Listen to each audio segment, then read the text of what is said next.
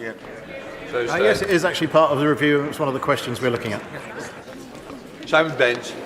Question number 6, please, Mr. Speaker. So stave. I wish to I thank my honourable friend for his question. I wish to reassure him that the UK government is fully committed to protecting and upholding Northern Ireland's place in the Union. I regularly discuss matters of Union and the importance of Northern Ireland within it and with Cabinet colleagues, and meet frequently with the Secretary of State for Wales and Scotland. Simon Baines. Thank you, Mr. Speaker. Would my right honourable friend agree that the Union is now stronger than ever, particularly with the decline of the SNP? And that its vital importance can be seen not only in Northern Ireland, but also in border constituencies like mine of Clwyd South, particularly in shared services across the border with neighbouring North Shropshire, such as the Gabowen to Wrexham line, the A5A483 and the Chirk St Martin's GP partnership. Thank you, Mr. Speaker. As you can see, all politics is local, and I congratulate my honourable friend in the success of shared cross-border services in his constituency, and he's absolutely right. I know he's a great champion of connectivity across the United Kingdom, and I'm sure his constituents appreciate his efforts on these matters. Sammy Wilson. Speaker, every devious, deceitful and dishonest tactic is being used to try and bribe, bully and beat unionists into accepting the Windsor Framework and the Northern Ireland Protocol, despite the impact it has on our citizenship and on the Union. It seems that the latest recruit is the chairman of the Northern Ireland Affairs Committee, who only this week has told BBC that unions should get back into Stormont because constitutional issues are the responsibility of the EU, and that the Irish government in any settlement would have a say in the future of Northern Ireland. Can the Secretary of State confirm that this Conservative Unionist government has not handed constitutional control of Northern Ireland to the EU, and that the chairman of the Northern Ireland Affairs Committee has either become an overzealous advocate of the scare tactics or is talking through his hat? See, you're as brief as ever, Secretary of State.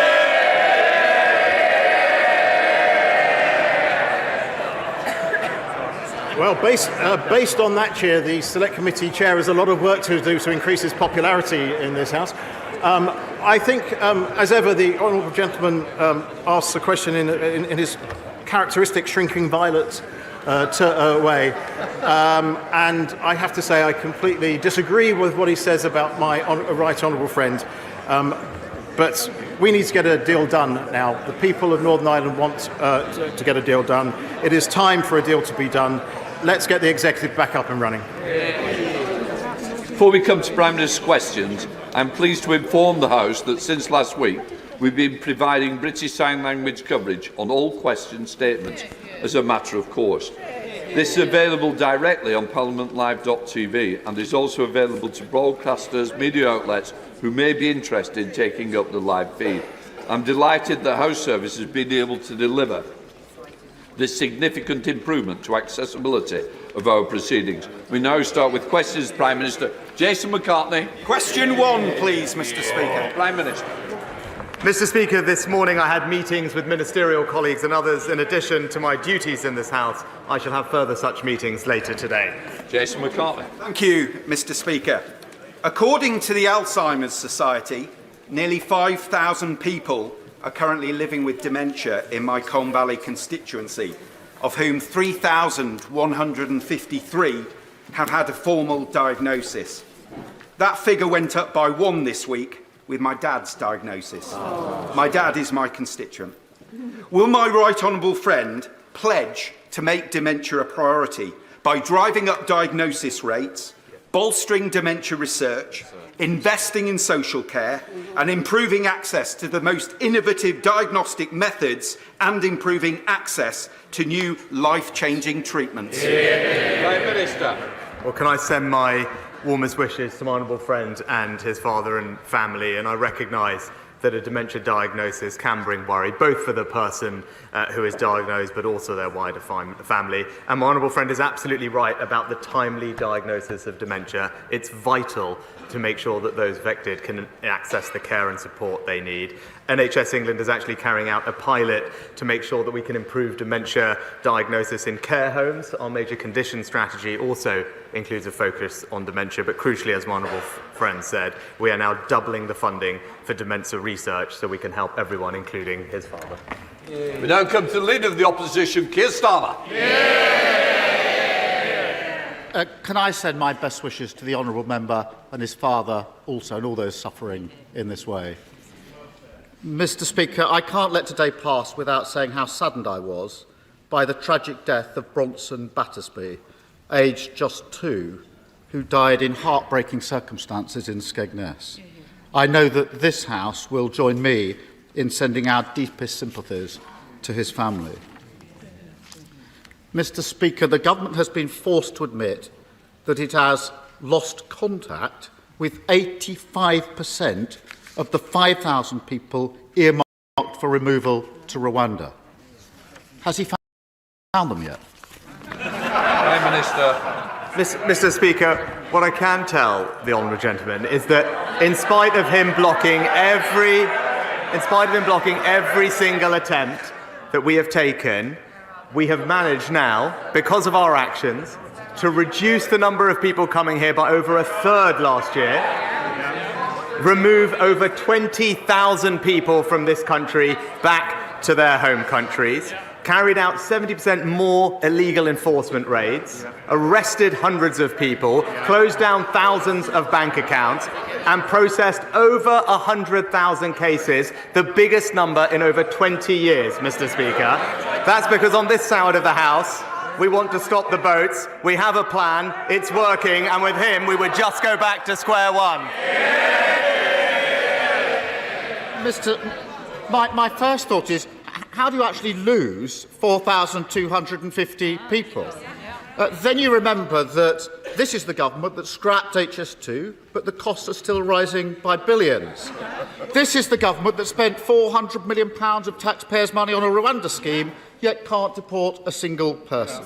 And this is the government that waged a week-long war on the Greek Prime Minister for reasons known only to themselves, and suddenly are reminded that, of course, this farce of a government could lose the people it was planning to remove. But he didn't answer the question, so I'll ask him again. Where are the 4,250 people that the government has lost? Where are they? Mr. Speaker, as I said, we've actually identified and removed over 20,000 people from this country back to where they belong.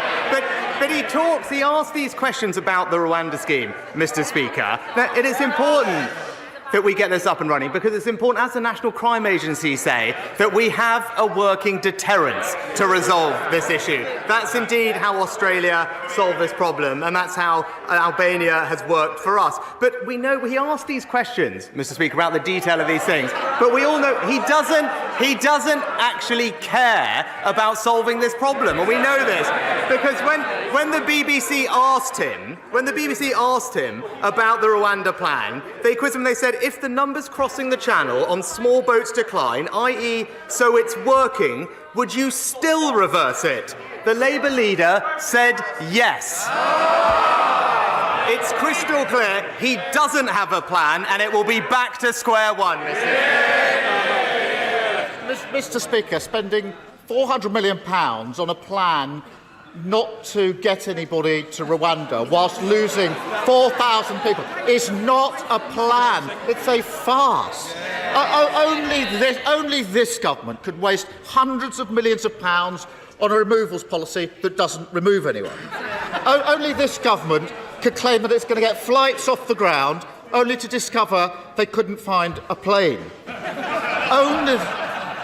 Only this government could sign a removal deal with Rwanda, only to end up taking people from Rwanda to here. But he still hasn't answered the question. So I'll try again. What progress has he made in locating the 4,250 people his government has apparently lost? He's dodged it 3 times. Where are they? Mr. Speaker, the same thing again and again. Here we are talking about what we are doing, but I'm happy to go over it, Mr. Speaker. What are we doing? We've increased the number of illegal enforcement raids by 70%, leading to thousands of arrests, using powers, Mr. Speaker, that he blocked in this House. We have closed down thousands of bank accounts of illegal workers, again, using powers that he blocked, Mr. Speaker. Order. Mr. Do you want that early cup of tea, or are you going to be a little bit more silent, Prime Minister? And, Mr. Speaker, as I said, we have worked through a record number of cases and returned a record number of people back to where they've come. All of that is a plan that is working, and we can see that it's working because the numbers of people coming to this country are down by over a third, Mr. Speaker. But again, it is a bit rich to hear him in here pretending that he cares about how we actually stop the boats when he's been crystal clear. He's been crystal clear and said that even if the plan is working to reduce the numbers, he would still scrap it, Mr. Speaker. It's because he has no values, no conviction and no plan, and it's back to square one.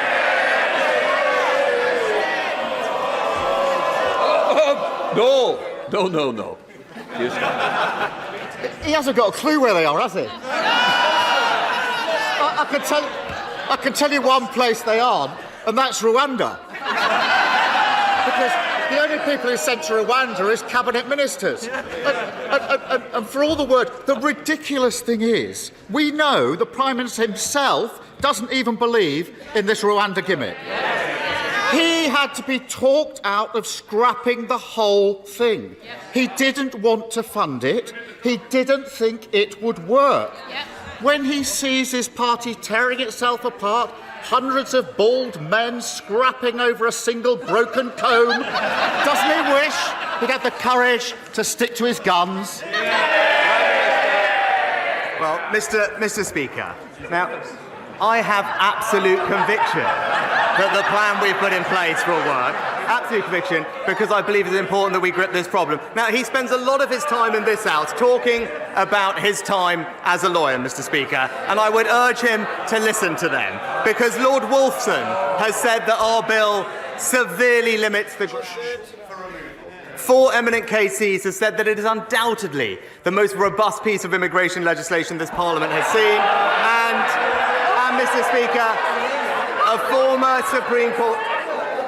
I want to hear what the Prime Minister's got to say, because it matters to my constituents, those who feel it doesn't matter to those. Please leave, Prime Minister. As I said, Mr. Speaker, four eminent KCs said this is undoubtedly the most robust legislation passed, and a former Supreme Court Justice has been clear that the bill would work. But I know, Mr. Speaker, he's always been more interested in what lefty lawyers have to say, Mr. Speaker.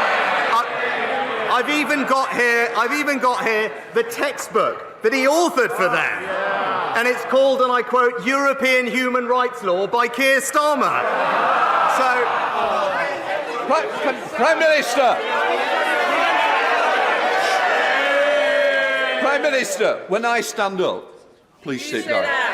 Can I just say, we don't use props in this House, and I will certainly ensure that if you do need reminding, I certainly will.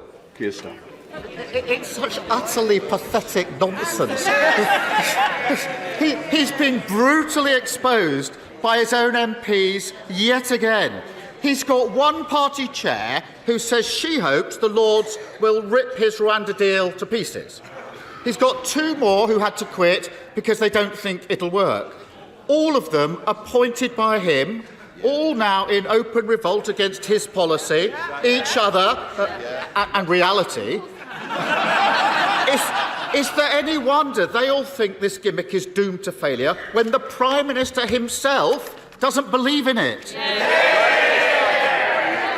Mr. Speaker, it is rich to hear from the honourable gentleman about belief in something, because, and it will be news to him, it is actually the case that you can believe in something and stick to that position on this side of the House.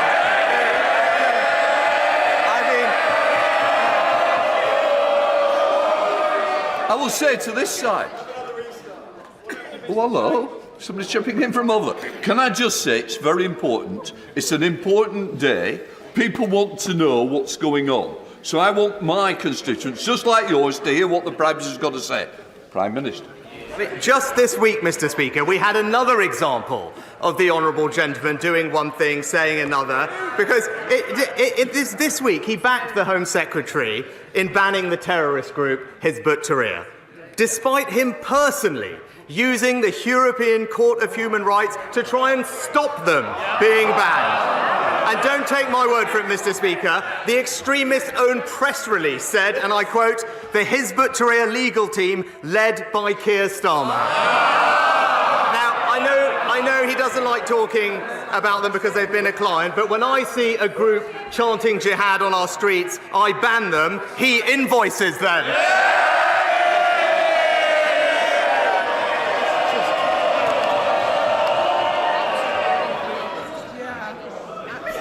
Because there's 8 questions that I think some of you may want. Well, I'll tell you what, there's some's already gone off the list who wanted them. Keir Starmer. Mr. Speaker, if he stuck to his position, he'd be voting with us. He'd be voting with us. His former Home Secretary says the plan won't work. His current Home Secretary calls it batshit. His former Immigration Minister doesn't back his plan. Even the Prime Minister himself doesn't believe in it. And last week, another of his MPs said the Tories should admit that things have got worse since they came to office, that after 14 years they've left Britain less united, the country is a sadder place. If the Prime Minister can't even persuade his own MPs that it's worth supporting him, if he himself doesn't even believe in his own policies, why on earth should anyone else think differently? Mr. Speaker, another week when it's crystal clear the honourable gentleman doesn't believe in anything and he doesn't have a plan. Now, while he talks the country down, let me update him on what's actually been happening in the past week. Inflation more than halved from 11% to 4%. Real wages rising. Real wages rising for the 5th month in a row. Last week, rates started falling and millions of people benefited from a tax cut worth £450. So while he takes us back to square one with a £28 billion tax grab, let's stick with a plan that's delivering a brighter future for Britain. Mr. Speaker, it's against the law to silence victims of crime, but that's exactly what the Post Office did through the use of non-disclosure agreements. And this is just the most recent case of NDAs covering up mismanagement, misconduct and even crimes at work. Will my right honourable friend, the Prime Minister, consider banning their use in all severance agreements once and for all? Minister. My right honourable friend is right to raise an important point, and the ability to speak out about things is key to unlocking justice. And while NDAs can have a place, my honourable friend is right to say that they shouldn't be used to stop victims of crime, in particular, getting the justice that they deserve. I can tell her that the Ministry of Justice are carefully considering how to best address this issue, including legislation, and I know that my right honourable friend, the Justice Secretary, will keep the House updated on further progress. Leader of the SNP, Stephen Flynn. Mr. Speaker, when people woke up today in homes that they can't afford to heat with mortgages that they're struggling to pay, to news that inflation is once again on the rise, they'll have looked to Westminster for answers. And instead they find a UK government which is tearing itself apart over how quickly it can send vulnerable people on a plane to Rwanda. Surely the Prime Minister must understand that the anger that some of his own backbenchers have towards him is no comparison to the anger that the public have towards his party. Prime Minister. Mr. Speaker, if the honourable gentleman did care about supporting working families to pay their bills, to pay their mortgage, why on earth is the SNP making Scotland the highest tax part of the United Kingdom, where the average, Mr. Speaker, not the wealthiest, where the average worker in Scotland is now paying more tax than they do in England? Stephen Flynn. Of course, Mr. Speaker, when it comes to the Rwanda bill, the reality is that if you want to stop the smuggling gangs, you should introduce safe and legal routes. But instead, the Prime Minister is seeking to weaponise some of the most vulnerable people in society. It is straight out of the cruel and callous right-wing extremist playgroup. His time in office is fast approaching its conclusion. Does he seriously want this to be his legacy? Prime Minister. Well, Mr. Speaker, as I said, it is important that we stop the boats because illegal migration is simply not fair, Mr. Speaker. It's not right that some people jump the queue, that they take away our resources to help those who are the most compassionate, that need our most help, and, by the way, Mr. Speaker, are exploited by gangs, and many of them lose their lives making these dangerous crossings. So I completely disagree with the honourable gentleman. The fair and the compassionate thing to do is to break these criminal gangs, and that's why we're going to stop the boats. Russell. Thank you, Mr. Speaker. Unexpectedly, 5 months ago, I had a heart attack. And thanks to the swift action of the NHS emergency services, it was caught early. So one stent operation later, I was on a swift path to rehabilitation and recovery and stand here today, fighting fit and a bit lighter too. So along with encouraging everyone to visit the British Heart Foundation website to understand the early warning signs and get fantastic resources to help them, would the Prime Minister also join me in personally thanking everyone who helped to save my life and help me recover, including the East of England Ambulance Service, the teams at Watford General and Harefield Hospital, the cardiac rehabilitation teams, and everyone who supported me, especially my family and my team, some of whom are in the gallery today, who helped ensure that I continue to deliver for the great people of Watford. I thank my honourable friend for sharing his story, and I know the whole House will be delighted to hear that he's made a swift recovery. We all wish him good health for the future as he resumes his excellent campaigning on behalf of his constituents in Watford. And I also join him in thanking our fantastic NHS staff for the life-saving work that they do up and down the country. We're backing them with record resources, from our doctors to our ambulance service. We are all in this House truly grateful for what they do. Caroline Lucas. Thank you very much, Mr. Speaker. Until the UK government calls for an immediate ceasefire, it is complicit in the horrors in Gaza. Not my words, but those of the head of Oxfam, who, like every single agency trying to operate on the ground, is clear that aid can't be effectively delivered while fighting continues. More UK aid is, of course, welcome, but even when it does get through, it can result in what one Palestinian aid worker calls bombing us on full stomachs. 24,000 people have already been killed. So can he tell us what will it take for him to back a permanent bilateral ceasefire? Mr. Speaker, of course, we want to see a peaceful resolution to this conflict as soon as possible. A sustainable, permanent ceasefire with an end to the destruction, fighting and loss of life, release of hostages, and no resumption of hostilities would, of course, be the best way forward. But in order to achieve that, a number of things need to happen. Hamas would have to agree to release all the hostages. Hamas would no longer have to be in charge of Gaza, and the threat of more rocket attacks from Hamas into Israel would have to end. And the Palestinian Authority, boosted with assistance, would need to return to Gaza in order to provide governance and aid. That is the sustainable ceasefire that we will work very hard to bring about. Nick Fletcher. Thank you, Mr. Speaker. Mr. Speaker, today I was unsure whether to raise a national issue, such as the desperate need for a Minister for Men, or a local issue, such as Doncaster's need for a new hospital or Edlington for a new leisure centre. But I thought the best thing I could do is ask the Prime Minister to come and have a tour of Doncaster.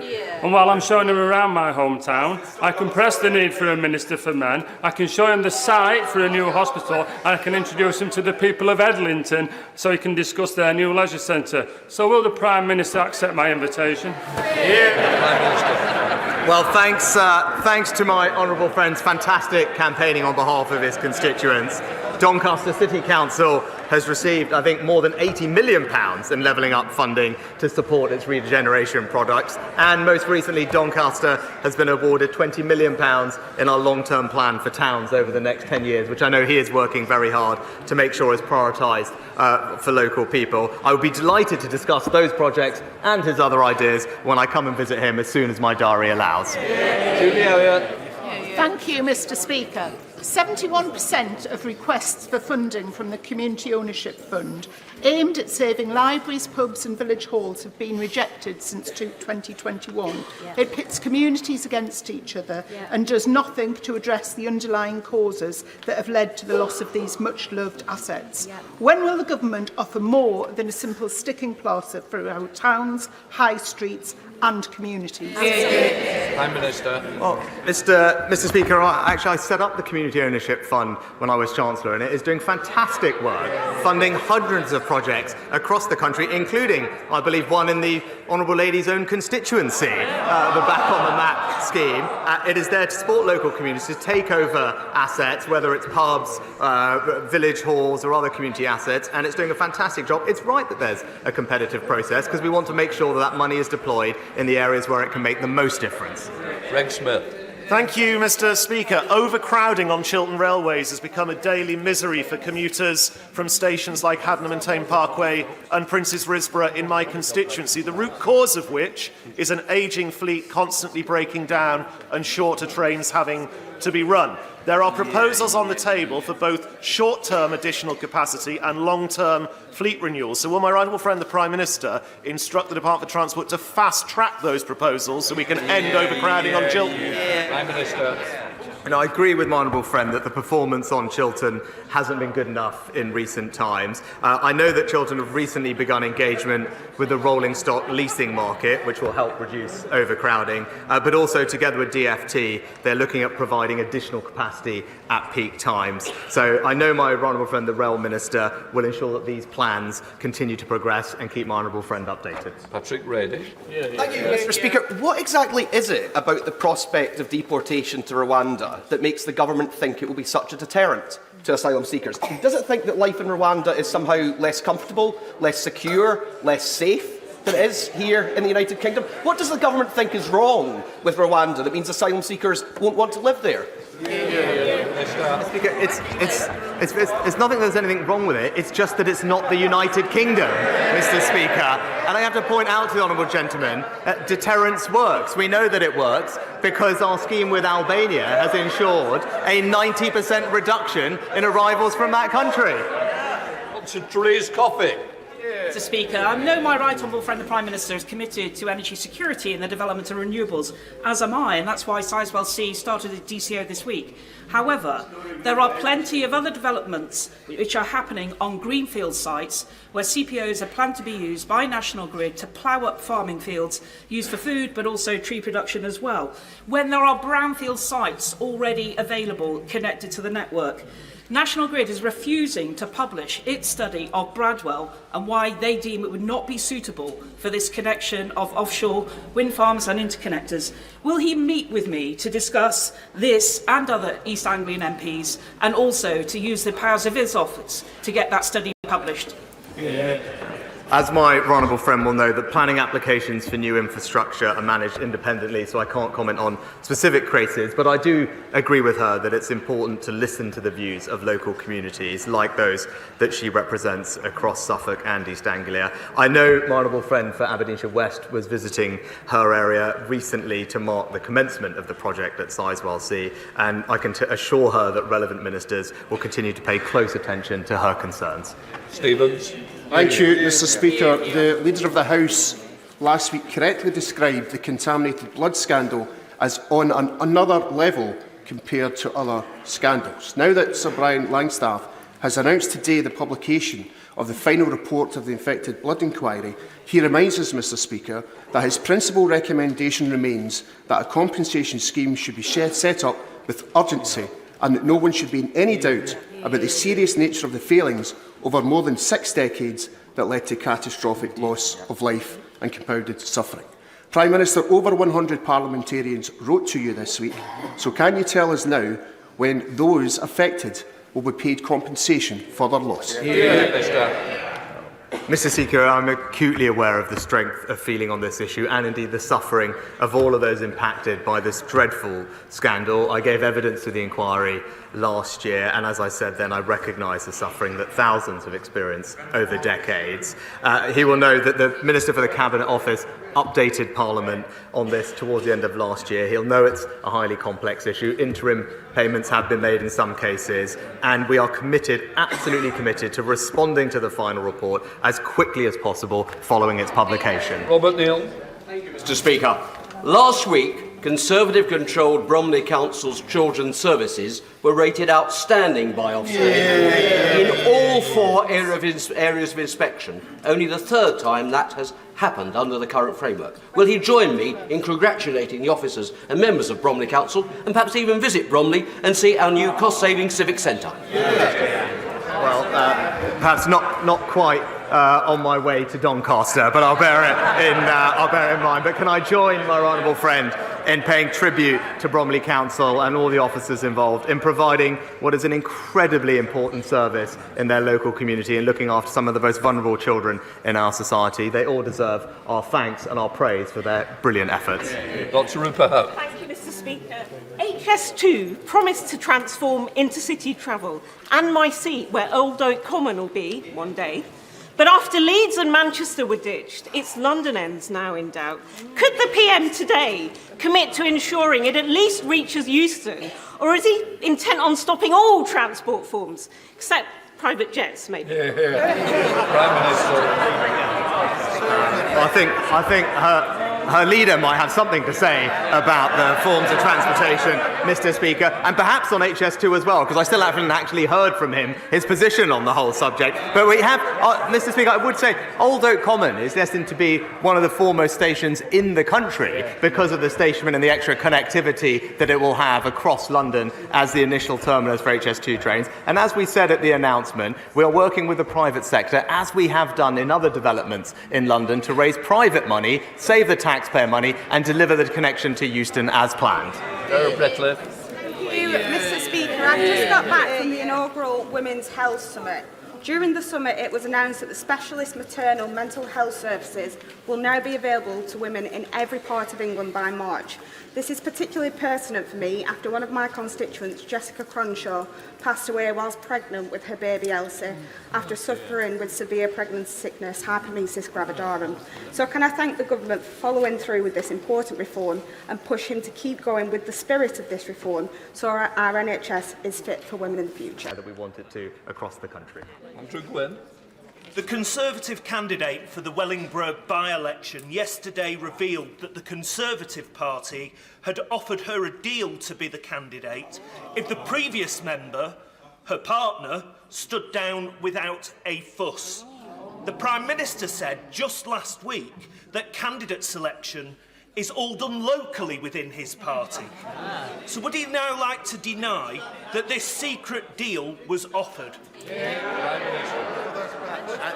Mr. Speaker, as I said last week, in our party, candidate selection is done locally. James Gray. Mr. Speaker, would my right honourable friend the Prime Minister agree with me that a remote rural hotel is just the wrong place to house asylum seekers and refugees from their point of view? And will he therefore join me in thanking the Home Secretary for announcing yesterday that the Wiltshire Hotel outside Rolwyn Bassett is in fact to be returned to its proper purpose in April? Well, I thank my honourable friend for the question. He's absolutely right. The use of hotels is unfair, and also it's unfair on local communities and also costs taxpayers £8 million a day. And that's why our plans to reduce the number of people coming has meant that we could close the first 50 hotels across the country, with more to follow. And I thank the Home Secretary and his team for their efforts. But fundamentally, the only way to resolve this once and for all is to implement our Rwanda scheme so we can have a working deterrent, and that's how we will stop the boats. Charlotte Littles. Thank you, Mr. Speaker. I've been contacted by desperate constituents who have rung every single pharmacy within a 50-mile radius of Warrington and still haven't been able to access their medication for ADHD. This has been going on for months and isn't just a Warrington issue. Pharmacists are calling it the worst shortage ever seen, with only 11% of people able to access their full dose this month. And ADHD UK have called the government's response pathetic. They're right, aren't they? Yeah, So I'm very sorry to hear about the situation in the Honourable Lady's constituency, but the Health Secretary obviously heard what she said and is in touch with the relevant drug bodies to make sure we can have the provision of ADHD medicine to all of those who need it. Tom Hunt. For around a decade, over 200 of my constituents in the Mill complex in Ipswich have been caught in the cruelest form of limbo. There's deep structural problems with the building and cladding problems. A few years ago, they got about £50 million out of court settlement to make a contribution towards the cladding cost. The freeholder, NAMA, the Irish financial entity set up after the Irish banking crisis, ran away with that money, putting my residents and my constituents back in square one with little to no hope. Will the Prime Minister talk to the Irish tea shop to raise this immoral case and also meet with me to discuss a way forward for my constituents, who I meet with every week? Prime Minister. Well, I'm very sorry to hear about my honourable friend's case, but I'll ensure that the government looks into the details and gets back to him in shortest order about how we can support him and his constituents. Martin Docherty's close question. Number 10, Mr. Speaker. Mr. Speaker, I have repeatedly expressed my commitment to joint working with the First Minister of Scotland to deliver for the people across the country. Martin Docherty's. I'm grateful for that answer, Mr. Speaker. While there's rightfully been much attention paid to the Post Office Horizon scandal, there is another shocking example of government and private sector collusion that began under the last Labour administration and continued under the Tories. Mr. Speaker, almost 200,000 mortgage prisoners who borrowed with high street lenders such as Northern Rock have become trapped after the portfolio was sold off to foreign entities like Topaz Finance and Heliodor, who have been creaming off extortionate revisionary standard variable rates essentially since 2008, leaving even those who kept up with payments in danger of having their home repossessed. 200,000 aspirant homeowners have had their dream taken away from. So can the Prime Minister, instead of playing catch-up with like he is doing with the Post Office scandal, meet with me and campaigners to discuss what more can be done for mortgage prisoners? Mr. Speaker, I am familiar with the situation for mortgage prisoners and something I worked on as Chancellor, and I know the Treasury and the current Chancellor have been engaging with campaign groups and others to find ways to resolve it. It's not an easy situation to fix overnight, but there are things that are being looked at as we speak. Douglas Ross. Mr. Speaker, yesterday the Scotch Whisky Association published a report looking at the economic impact of the sector, not just in Scotland but across the whole of the UK. Some of the highlights included that in 2022 they generated £7.1 billion in gross value added, £2.1 billion has been invested in capital projects between 2018 and 2022, and 41,000 jobs are supported by the sector in Scotland, including 1 in 9 in my Murray constituency. Does the Prime Minister agree that supporting the Scotch whisky industry in the forthcoming spring budget and beyond is a correct priority for this government? Well, my honourable friend is a superb ambassador for Murray and for Scotch whisky, and he's right, it's a hugely successful export industry that supports tens of thousands of skilled jobs across Scotland. I won't obviously tread on the Chancellor's toes about future budgets, but I am proud of this government's track record in supporting the industry, having removed US tariffs on Scotch whisky, reduced tariffs and deals with countries like Morocco and Argentina, and also supporting the sector's interest in our FTAs with Australia, New Zealand, and most recently with CPTPP. Peter Dowd. Mr. Speaker, the Prime Minister has been very keen to take credit for falling inflation in previous months. Will he now take responsibility for today's rise? Mr. Speaker, inflation was over 11% when I got this job. Inflation today is 4%, Mr. Speaker. In common with the US, France, Germany, all countries have seen a mild tick-up in December. All countries have. But the crucial thing is that inflation has been more than halved, delivered ahead of schedule, and that is having an enormous benefit to families up and down the country. Benefit that would be reversed by his party's plan to saddle them with £28 billion of tax rises.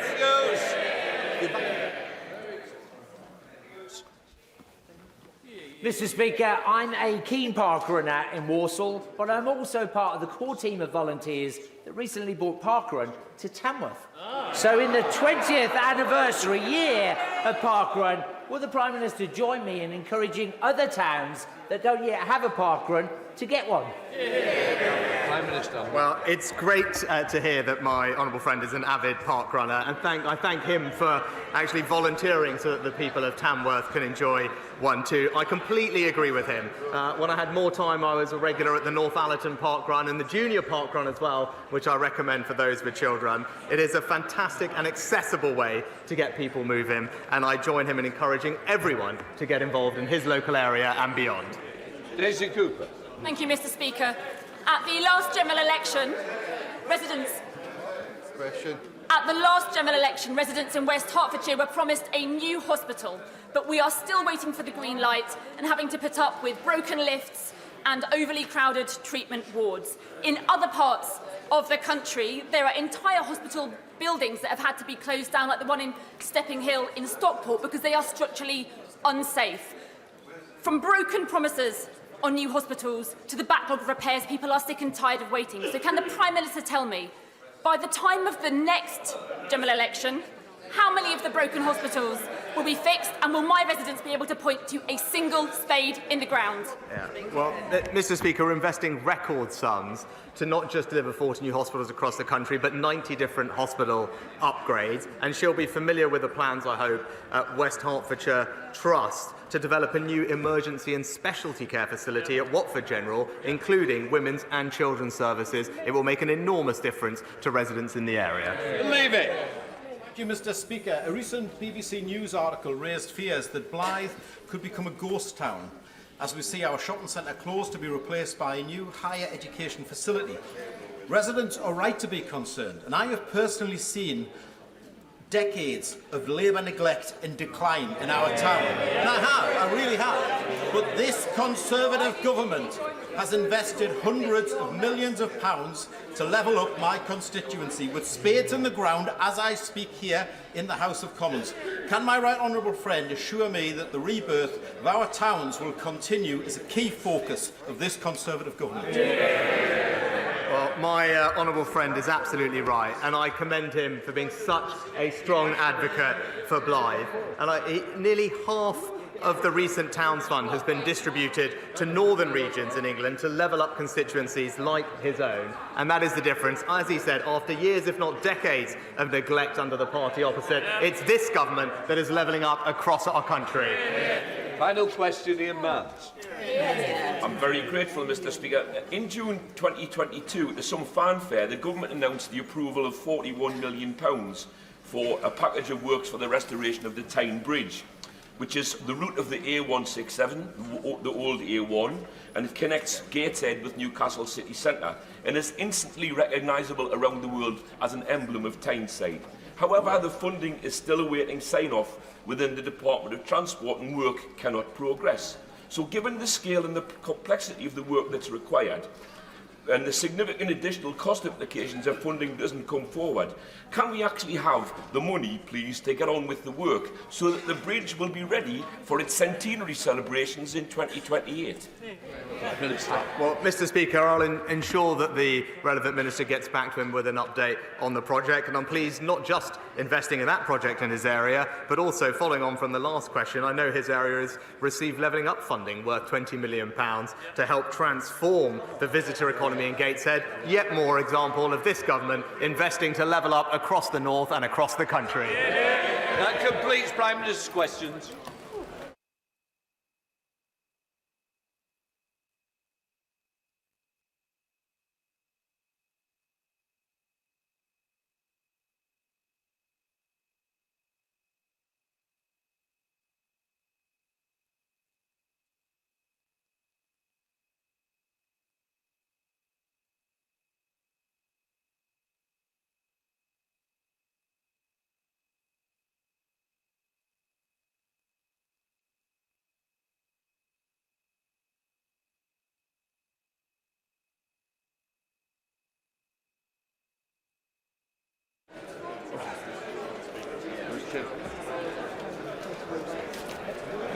Point of order.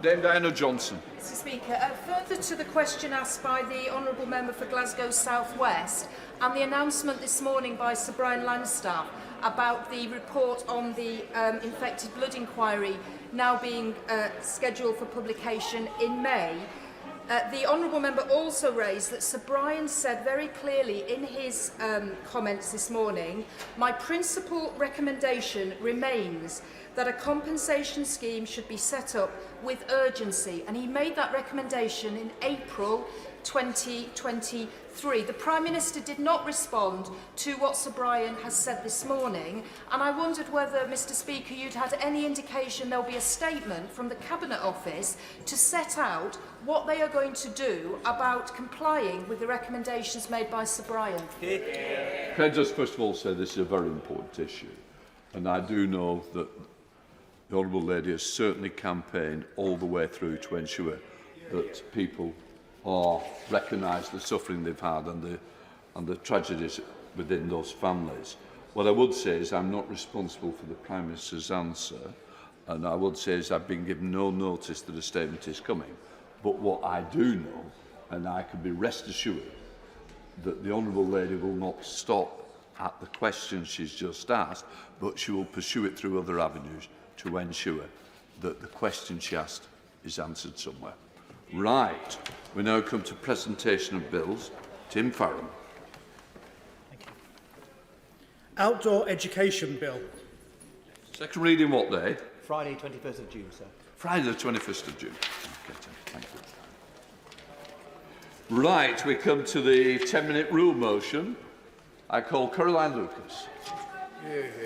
Thank you very much, Mr Speaker. I beg to move that leave be given to bring in a bill to establish the right to breathe clean air, to require the Secretary of State to achieve and maintain clean air in England, to involve the UK Health Security Agency in setting and reviewing pollutants and their limits, to enhance the powers, duties and functions of various agencies and authorities in relation to air pollution, to establish the Citizens' Commission for Clean Air with powers to institute or intervene in legal proceedings, and to require the Secretary of State and the relevant national authorities to apply environmental principles in carrying out their duties under this Act and the Clean Air enactments, and for connected purposes.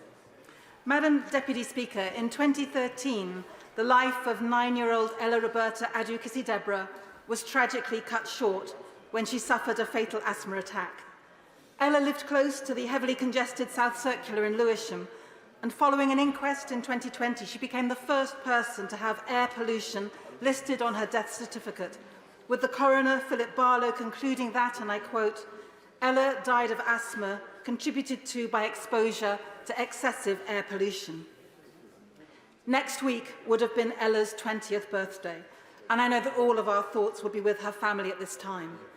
I'd also like to pay tribute to Ella's mum, Rosamond, who's in the public gallery today, for her incredible campaigning on air pollution, and to express my personal thanks to her for allowing this bill to be called Ella's Law in memory of her daughter. It's an honour to be able to present it in the House today. Madam Deputy Speaker, this bill is needed because, simply put, the state of our filthy air is a public health emergency.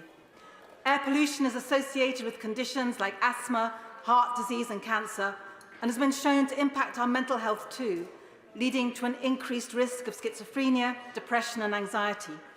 Its impacts aren't equally felt, however, with those on low incomes and from black and ethnic minority backgrounds far more likely to live in polluted areas. And it's children's health that's affected most of all, with a study published just last week by the University of Dundee revealing an increase in under-16s admitted to hospital for respiratory problems following periods of high air pollution. A 2019 study by King's College London also showed that living within 50 metres of a busy road can stunt children's lung growth by up to 14%. And for context, it's estimated that in London, 1/3 of the population, around 3 million people, live near to a busy road. It is therefore profoundly shocking, but perhaps not entirely surprising, that the UK has one of the highest rates of asthmatic children across Europe, with 1 in 11 young people living with asthma. It's been calculated that cleaner air could prevent up to 43,000 avoidable deaths in the UK each year, and it could save the public purse billions as well. Estimates of the public cost of air pollution total as much as £20 billion each year, including the impact on social care and on our crumbling NHS. So it could not be more urgent that the government takes action to clean up our air and protects lives both now and in the future. Yet despite their current approach being vastly insufficient, ministers remain bullish in defending their efforts. Indeed, last year the Prime Minister himself told me, and I quote, "We are confident that the measures we're putting in place are not only legally binding, but world-leading in tackling air quality." And he went on to say that the Environment Act provides, and I quote again, "the capability, accountability and ambition needed to make all the effective interventions to drive down air pollution." And yet the reality is that the Environment Act did very little to help deliver clean air, and it is certainly not world-leading. And the environment target that did get made under it to reduce levels of PM2.5 to 10 micrograms per cubic metre falls short of the new WHO guidelines for 5 micrograms per cubic metre, and it could certainly be achieved far earlier than the government's target date of 2040. Indeed, when Professor Frank Kelly from Imperial College London, an advisor to the World Health Organization on health and pollution, recently gave evidence to the Environmental Audit Committee, he said very clearly that, and I quote, "Our studies show that 99.8% of the UK could achieve a figure of 10 micrograms per cubic metre by 2030, and the 0.2% that could not was certain hotspots in London, which again, if you took extra measures, you could probably eliminate as well." Professor Sir Stephen Holgate from the University of Southampton and Special Advisor on Air Quality to the Royal College of Physicians subsequently wrote to the committee to confirm that this change would result in around 20 fewer infant deaths each year. 20 fewer lives lost, 20 families saved from unimaginable heartache. And so with the Mayor of London having already committed to delivering on this more ambitious target, and with such significant benefits, it is incumbent on ministers to explain why the current legal limit remains so unambitious. And they must urgently set out how they're going to meet the new WHO guidelines, which have halved the limit for PM2.5 to 5 micrograms per cubic metre in response to the marked increase in evidence showing how air pollution affects current different aspects of our health. In the words of the Chief Medical Officer, Professor Chris Whitty, we can and should go further, and it is technically possible to do so. So the Clean Air Human Rights Bill, or Ella's Law, would set out an entirely new approach to delivering clean air in England. First, it would enshrine the human right to clean air precisely and explicitly in English law, thereby transforming decision-making by public authorities by requiring them to consider clean air alongside other rights under the Human Rights Act. It will be a step towards incorporating the 2022 resolution adopted by the UN General Assembly, which recognises the human right to a clean, healthy and sustainable environment. It follows a one air approach that encompasses the health and environmental impacts of air pollution and greenhouse gases. And it would set standards based on advice from the Climate Change Committee and on the WHO's new air quality guidelines, and require the Secretary of State to achieve clean air within 5 years, with the possibility of postponement for up to a further 5 years per pollutant, subject to strict conditions. Now, the Environment Agency and the Climate Change Committee would be required to review the pollutants and the limits annually and advise the Secretary of State if they need tightening. The bill also covers air pollution both outdoors and indoors in public spaces and where health and safety standards apply. The tragic death of 2-year-old Awab Ishak, brought on by extensive mould in his family's flat, shone a spotlight on the significance of indoor air pollution. And whilst I welcome the prompt action which was taken by the Secretary of State for levelling up in bringing forward Awab's law, a law which should now, frankly, also be applied to the private rented sector through the Renters Reform Bill, it is very clear that legislation to address indoor air pollution must extend beyond the home too.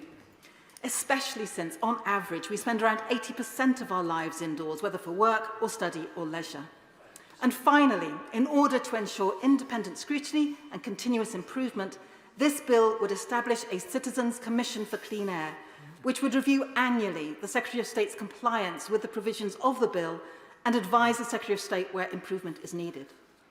Now, this is a bill which has already undergone significant scrutiny in the other place, after my noble friend and Green Party peer, Baroness Jones of Moulscombe, topped the private members' bill ballot in the previous parliamentary session. It has already been extensively debated, amended and improved, and it received cross-party support, including from Lord Randall of Uxbridge, former Environment Advisor to the Right Honourable Member for Maidenhead when she was Prime Minister, and he said, and I quote, "We have waited too long for proper clean air legislation. I urge the Minister to back this and say that it is a golden opportunity to do something really wonderful. The government could take pride in being part of a world-beating bill." Well, Madam Deputy Speaker, I think he was absolutely right. By taking up Ella's Law, the government has a real opportunity to genuinely lead the world in tackling this pressing public health emergency, and I urge them to take it. Hear, hear. The question is that the honourable member have leave to bring in the bill. As many as are of that opinion say aye. Aye. The contrary, no. I think the ayes have it. The ayes have it. Who will prepare and bring in the bill? Barry Sherman, Leila Moran, Ian Byrne, Dan Carden, Munira Milson and myself, Madam Deputy Speaker.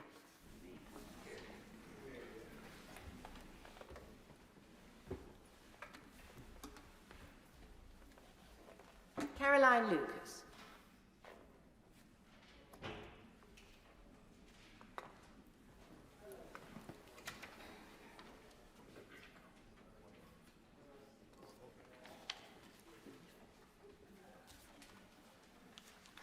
Clean Air Human Rights Bill. Second reading what day? Friday the 14th of June. Friday the 14th of June. Thank you. The clerk will now proceed to read the orders of the day. Safety of Rwanda Asylum and Immigration Bill Committee. No. Order.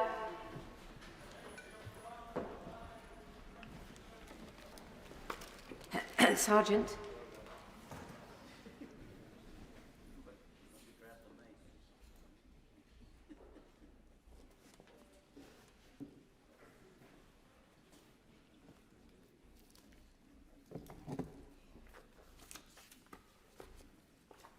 Order.